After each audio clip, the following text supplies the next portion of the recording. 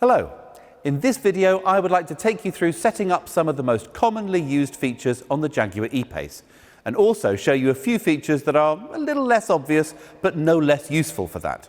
The first thing I would recommend is to download the Jaguar iGuide app.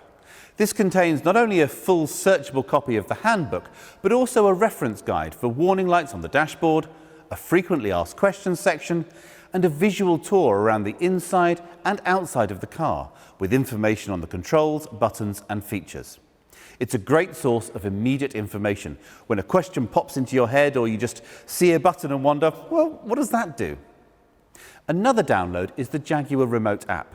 Your car comes with a SIM pre-installed by the retailer, who should have spoken to you about the setup of your account that enables many of the intelligent features on the car. Okay, let's start then with the smart key. Lock and unlock seems pretty obvious, with a reassuring click responding to each one. Pressing the lock button just once will lock the car. Pressing twice will double lock. This means the car cannot be unlocked from the inside, so even if someone smashes a window, they still can't open the doors. Next, there is a button to unlock just the boot. If you have a powered tailgate, this will open or close the tailgate automatically, so do ensure that there is space for it to safely operate. There are sensors that will stop it if obstructed, but you'll notice that I use my arm rather than my head to demonstrate that. Powered tailgates can also be operated by the button above the number plate on the outside, a button by the driver's knee inside, and a button on the back of the tailgate itself. If you wish to adjust the height the tailgate opens to, if for example you have a garage with a low ceiling, reposition the tailgate to the desired height and hold the button on the tailgate until you hear a beep. This will store that height to memory. If you have the hands-free gesture tailgate, so long as the smart key is in your pocket, sweeping your foot under the corner of the car will trigger the tailgate to open or close. Next, there is a handy button to trigger the lights. So if you're approaching the car in the dark or simply trying to find it in a dark car park, this will switch the lights on. By default, they will stay on for 30 seconds. This can be extended up to 4 minutes if you want, using the instrument panel in the car. More on that later. Unlocking the car will also trigger the headlights, and they'll remain on for a short period after locking to provide light to see you to your door. The final button is a panic alarm.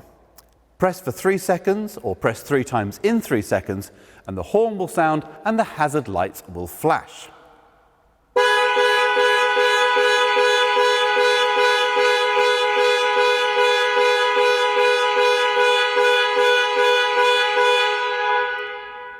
After 5 seconds, this can be cancelled by holding the button for a further 3 seconds.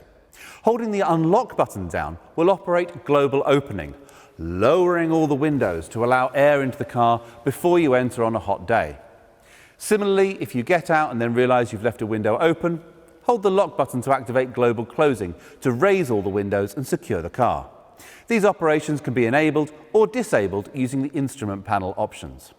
If your car is fitted with keyless entry, you don't even need to remove the key from your bag or pocket. So long as it's within a foot or so of the car, as soon as you put your hand around the door handle, the doors will unlock. When you leave the car, place your thumb on the end of the door handle to secure the vehicle. Getting into the car then, the first thing you need to do is find a comfortable position. Seat controls can be found on the outside of the seat. Steering wheel adjustment is either electric, using the joystick on the right-hand side of the steering column, or manual. Pull the lever on the underside of the steering column down, adjust the reach and rake to suit, and then push the lever up to lock the steering wheel in place. Mirrors are adjusted using the controls mounted on the driver's door. Select which mirror to adjust using the buttons, and then use the joystick to adjust the angles. Incidentally, if you have power folding mirrors, pushing both buttons together will fold them in, useful if squeezing through a tight gap. Once everything's adjusted to your satisfaction, if you have memory settings, you can save these positions. Just press the M button, and then within 5 seconds press one of the numbered memory settings. You'll hear a chime to confirm that it's saved. You can switch between stored settings just by pressing these numbered buttons. Great if you share the car with another driver. Controls for the electric windows are located on the driver's door. Locking the operation of the windows from the rear seats will also engage the child locks on the rear doors. Most people will want to leave their windscreen wipers set to auto. Move the stalk to its lowest position and then come up 1 notch. Sensitivity can be adjusted using the rotating collar. Pull forward for screen wash. The outer collar operates the rear wiper and the button on the end controls the rear screen wash. Similarly, the headlights are best set to auto by rotating the outer collar. Pulling the stalk towards you will flash the main beam. When driving at night, pushing the stalk away from you will toggle the main beam on and off. If your car is fitted with high beam assist, the car will automatically dip main beam if it detects oncoming traffic. If you have matrix LED lights, the car will keep main beam on almost all the time, creating cones of shadow around other road users so they're not dazzled, but maintaining full beam illumination everywhere else. This mode operates above 30 miles an hour and requires the lighting control to be set to auto. There's an array of controls on the steering wheel. On the right-hand side are the controls for cruise control, pressing set while travelling at your preferred speed, and the car will automatically maintain that speed until you touch the brakes or press cancel. Pressing the accelerator will cause the car to speed up, but when you release, it will return to set speed. Pressing plus or minus will increase or reduce the set speed. If cruise control has been cancelled, pressing resume will return the car to the last set speed. If your car has adaptive cruise control, a radar monitors the speed of the car in front of you. If they're travelling slower, the car will automatically match their speed. The buttons on the left and right will increase and decrease the distance between you and the car in front. Whilst you need to be travelling over 20 miles an hour to activate cruise control, adaptive cruise will match the speed of the car in front all the way down to 0. If the traffic restarts within 3 seconds, your car will pull away with the traffic. Any longer than that, and you'll need to give the car permission to go with a gentle press on the accelerator. This function means that adaptive cruise control can be used in tiring stop-start traffic situations. The limb button switches the function between cruise control and speed limiter. Lane keep assist can be toggled on and off with the button marked with converging white lines. If the heated steering wheel is fitted, the control will be found here. On the left side, there are buttons to control volume and then buttons to skip tracks or change radio stations. The menu button triggers the instrument panel menus, allowing configuration of safety systems, heads-up display and driver convenience features, whilst the outside buttons then control navigation through these menus. Explore these options to set the car up to your preferences. The phone icon will answer a call or start the process to dial a contact on a connected phone. Pressing it during a call will end the call. A quick press on the voice control button will allow you to use voice commands. Just wait for the chime and then say call home. A full list of the available commands can be accessed on the main infotainment screen. Starting the car is as simple as putting your foot on the brake pedal and pressing the start button. For manual cars, press the clutch. So long as the smart key is in the car somewhere, the engine will start. When you switch the car on, the 10-inch infotainment screen will display 3 main options: navigation, media and telephone. If you haven't already paired a phone, it will prompt you to do so. Tap on the phone tab and then open Bluetooth devices on your phone and select Jaguar E-Pace. Accept pairing on both the phone and the screen, and from now on it should automatically pair each time you get in the car, allowing hands-free calls, voice dialing and music streaming over Bluetooth. Text messages can be displayed on the main screen and a soft key allows for them to be read aloud. On Apple phones, it's necessary to enable this feature by selecting Settings and Bluetooth, then selecting the connection to the vehicle and enabling Show Notifications. If you prefer, connecting your phone with a cable will allow Apple CarPlay or Android Auto to mirror your phone screen on the car's infotainment system. A long press of the voice command button on the steering wheel will then connect you to your phone's voice assistant. Going back to the home page, tapping on the Media tab will take us to the DAB radio. Tapping Source will reveal the phone that you've just paired as a possible audio source. Radio stations can be easily selected from the menu, or you can simply use the voice commands from the steering wheel. Tune radio to BBC Radio 2. The third option from the home screen is the Navigation Pro system, standard from S level upwards. To input a new destination, tap on the magnifying glass and then type any postcode, address or point of interest into the search box at the top of the screen. You can also search for businesses and transport links, hotels and restaurants. Where possible, the system will show TripAdvisor reviews. Destinations can be easily set by voice. Navigation, take me to 33 Baker Street, London. As well as appearing on the main 10-inch screen, navigation instructions will also be shown on the cluster display in front of the driver. If the car is fitted with the interactive driver display, the screen can be reconfigured for a 1 or 2 dial display by selecting Menu and selecting Display Options. You can even bring the map across the whole screen, retaining a digital readout of your speed. When delivered to customers, ePace is specified with navigation as supplied with a 4G data connection to allow over-the-air updates of the infotainment systems and maps, and provide live traffic, flight information and internet search. When the system has an update available, it will alert the driver on the main screen and ask for permission to update when you switch off the engine. Only agree at a convenient time, as the car must then remain switched off and locked for up to 30 minutes whilst the update is applied. Swiping to the left from the home screen reveals additional features such as 4x4 information and driving efficiency analysis, and options for smart settings. The car can be set to recognise different drivers, either by different smart keys or the signal from their mobile phone, so the system can develop separate profiles for each driver's preferences. If memory seats are fitted, this starts with automatically putting the seat in the correct position for each driver. It can also analyse behaviour to pre-select navigation routes based on your regular routine, store audio preferences and remember climate settings. So the car might automatically put the heated seats on when it's below 6 degrees outside. Remember that you listen to a particular radio station on the way to work, but listen to a podcast on the way home. Know that on Thursday you come home via the gym and set the navigation accordingly. It will also remember that you like a 1-dial display, but your partner prefers 2 dials with the map shown between them. Obviously, this involves storing a level of personal data, so when setting the system up, you can choose what data is stored on each profile.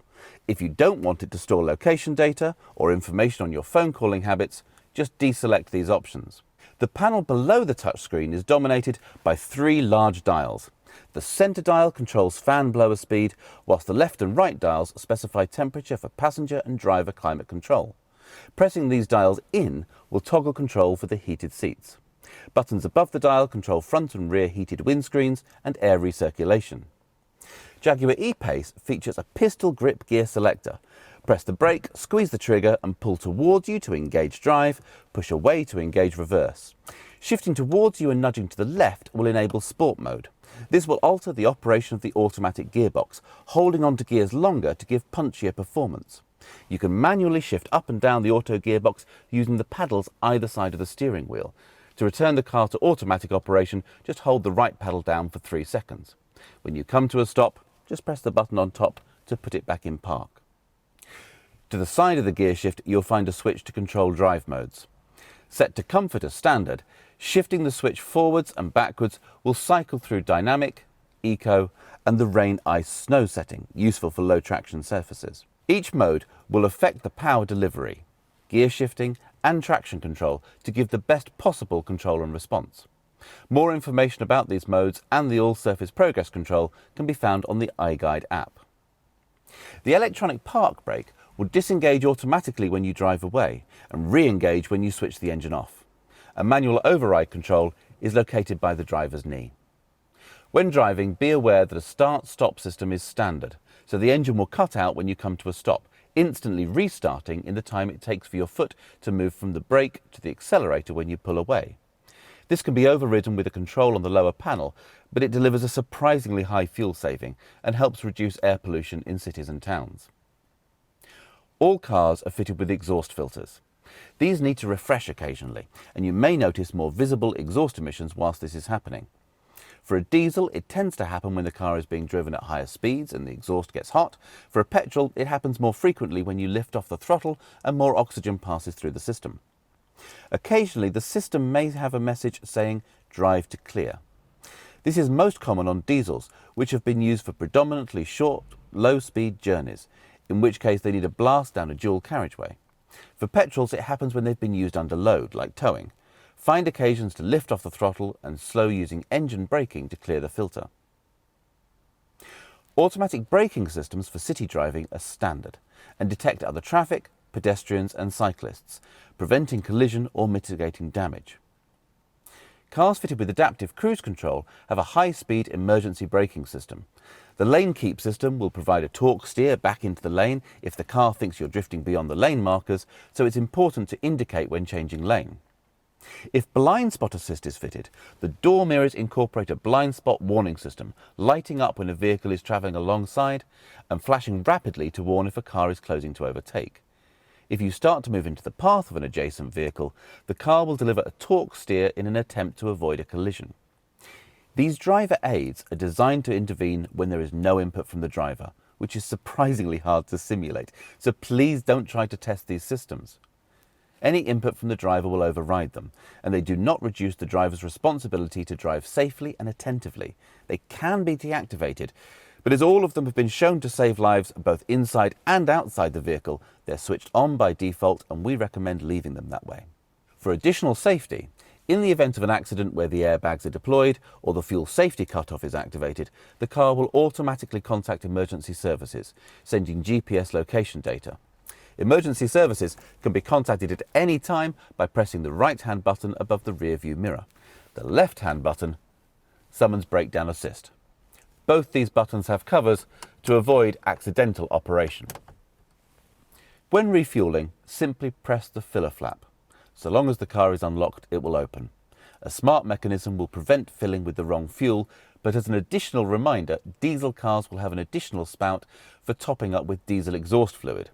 Warnings will flash up on the information display to let you know when you're running out. You get about 1,000 miles notice. And if it runs out, as a legal requirement, the engine will not start. The remote app provides monitoring of many systems.